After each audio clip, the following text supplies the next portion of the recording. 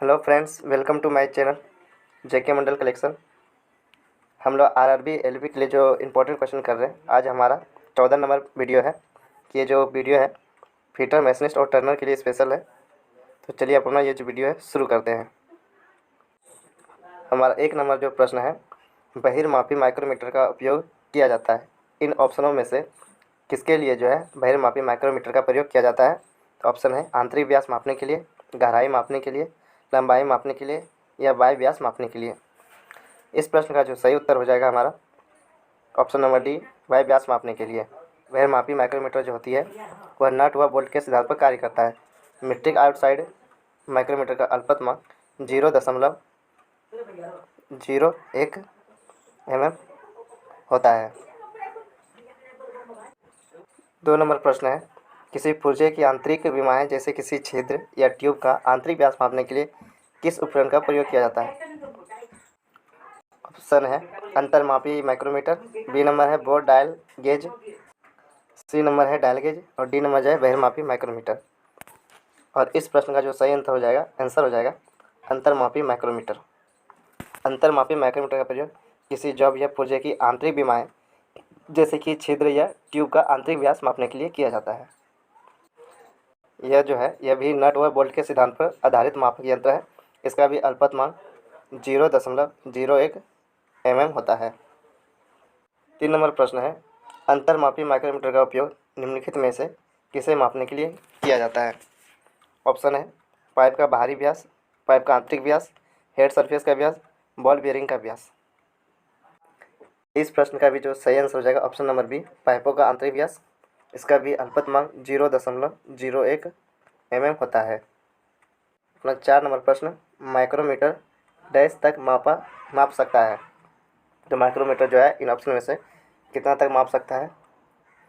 तो ऑप्शन है 0.1 mm micron आकार, लिस्ट काउंट या अल्पतमांक डी 0.005 mm। और इस प्रश्न का जो सही उत्तर हो जाएगा हमारा option number C, least count अल्पतमांक। माइक्रोमीटर या वर्नियर कैलिपर या बेवल प्रोटेक्टर आदि सभी जो मापन युक्तियाँ हैं अपने अल्पतमांक तक ही माप देते हैं। माइक्रोमीटर का जैसे 0.01 mm होता है अल्पतमांक, वर्नियर कैलिपर का जो होता है 0.02 mm और बेवल प्रोटेक्टर का 5 मिनट होता है। देखते हैं 5 नंबर प्रश्न, आउटसाइड डायमीटर के लिए किस उपकरण का उपयोग किया जाता है? ऑप्शन है try square, divider, outside micrometer और डी जो है स्क्राइबर। और इस प्रश्न का जो सही जवाब हो जाएगा option number C, outside micrometer. Outside micrometer का प्रयोग जॉब की बाहरी माप या आउटसाइड डायमीटर की माप लेने के लिए किया जाता है। यह जो है नट और बोल्ट के सिद्धांत पर कार्य करता है। इसका मुख्य भाग जो है यू फ्रेम होता है, एनाविल होता है, स्पिंडल होता है, स्लीव होता है, थिम्बल होता है और भी है लॉक नट, रेचेट इत्यादि। 6 नंबर जो प्रश्न है, डेप्थ माइक्रोमीटर से डैश मापने के लिए इस्तेमाल किया जाता है। ऑप्शन में से इसमें किसका जो है मापने के लिए डेप्थ माइक्रोमीटर का प्रयोग करते हैं?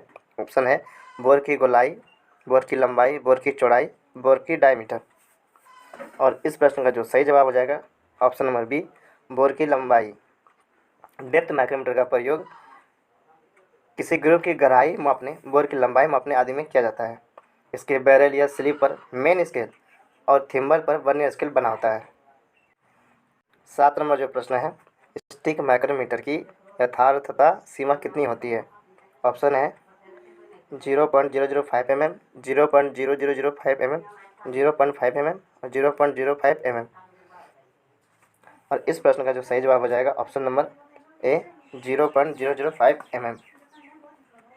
स्टिक माइक्रोमीटर की यथार्थता सीमा जो होती है 0.005 mm होती है। इसे ऑटोमोबाइल माइक्रोमीटर तथा एडजस्टेबल माइक्रोमीटर भी कहा जाता है। 8 नंबर जो प्रश्न है, ब्रिटिश वर्नियर माइक्रोमीटर की स्लीव का एक समांतर डिवीज़न कितना होता है? नंबर ऑप्शन है 1/100 इंच, बी नंबर ऑप्शन है 9/100 इंच, सी नंबर ऑप्शन है 9/1000 इंच, डी नंबर ऑप्शन है 1/1000 इंच। 8 नंबर जो प्रश्न है, ब्रिटिश वर्नियर माइक्रोमीटर की स्लीव का एक समांतर डिवीज़न कितना होता है? ऑप्शन है 1/100 इंच, बी नंबर ऑप्शन है 9/100 इंच, सी नंबर ऑप्शन है 9/1000 इंच, डी नंबर ऑप्शन है 1/1000 इंच। और इस प्रश्न का जो सही उत्तर हो जाएगा हमारा option number C, 9/1000 inch. British vernier micrometer की स्लीव का एक समांतर डिवीजन 9/1000 इंच होता है। इसे 0.009 इंच भी कह सकते हैं। नॉन ब्रिटिश वर्नियर माइक्रोमीटर के एक थिम्बल डिवीजन का मान कितना होता है? इसके लिए जो ऑप्शन है 1/100 inch, B number 1/1000 inch, C number 2/100 inch, D number 2/1000 inch. और इस प्रश्न का जो हमारा सही उत्तर हो जाएगा option number B, 1/1000 inch. Vernier जो माइक्रोमीटर है, ब्रिटिश वर्नियर माइक्रोमीटर के एक थिम्बल डिवीजन का मान 0.001 इंच होता है या फिर 1/1000 इंच। और 10 नंबर प्रश्न है, माइक्रोमीटर में रेंडम त्रुटियों को एक्सीडेंटल एरर्स भी कहते हैं। यह निम्न में से किस कारण से नहीं होती है? जो ऑप्शन है इनमें से कौन सा कारण जिसके कारण एक्सीडेंटल एरर्स नहीं होता है? ऑप्शन है तापमान में अंतर, बी देखने में त्रुटि, सी नंबर मापने वाले सतह का स्तर, डी गंदगी या कंपन।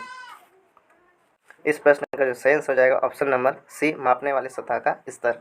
रेंडम त्रुटियाँ जो होती है बाहरी कंडीशनों के कारण होती है, जैसे कि तापमान में अंतर, वायु की आर्द्रता, धूल और कंपन इत्यादि।